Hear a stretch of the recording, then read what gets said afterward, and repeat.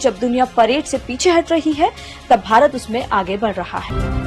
26 जनवरी 1950 भारत संविधान के साथ गणराज्य बना। तब पहली परेड दिल्ली के इरविन स्टेडियम में हुई। डॉक्टर राजेंद्र प्रसाद ने तिरंगा फहराया और जवानों की सलामी ली। भारतीय नेताओं को देश की ताकत और एकजुटता दिखाने के लिए मिलिट्री परेड कराना मुफीद लगा था। 1950 से हर साल गणतंत्र दिवस पर मिलिट्री परेड, मार्च पास्ट, झांकी और फ्लाई पास्ट होता है। ये दुनिया की गिनी चुनी परेडों में से है, जहां एक और टैंक और जवान कदम ताल करते हैं और दूसरी ओर तबले और लोक नृत्य। वहीं हर साल किसी न किसी विदेशी नेता को रिपब्लिक डे के चीफ गेस्ट के तौर पर न्योता दिया जाता है।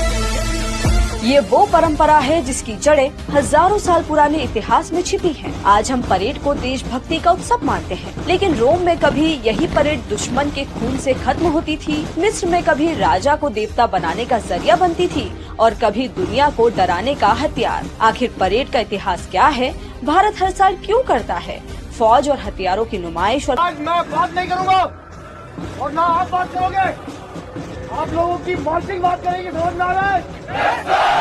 परेड का इतिहास क्या है और कैसे शुरू हुई, पहले ये जानते हैं। आज से करीब 4000 साल पहले मिस्र की धरती पर लोग सांस रोककर अपने फराओ यानी राजा का इंतजार करते थे। जब फराओ युद्ध जीत कर लौटता तो वो सिर्फ विजेता नहीं होता था, उसे देवताओं से मिलना होता था। करनाक मंदिर से लक्षर मंदिर तक निकलने वाला ये जुलूस ओपेट उत्सव कहलाता था। मिस्र वासियों का मानना था कि समय के साथ राजा की शक्ति कमजोर हो जाती है और इस यात्रा में उसे फिर से ईश्वरीय ताकत मिलती है, इसलिए रास्ते में बलि दी जाती, पूजाएं होती। लोग मानते थे कि यात्रा के बाद राजा नया जन्म लेकर लौटता है, लेकिन समय बदलता रहा और परेड का मतलब भी बदलता रहा। रोम में इसे ट्रायम्फ कहा गया। रोमन परेड सिर्फ जीत का उत्सव नहीं थी, बल्कि दुश्मनों के अपमान की कहानी थी।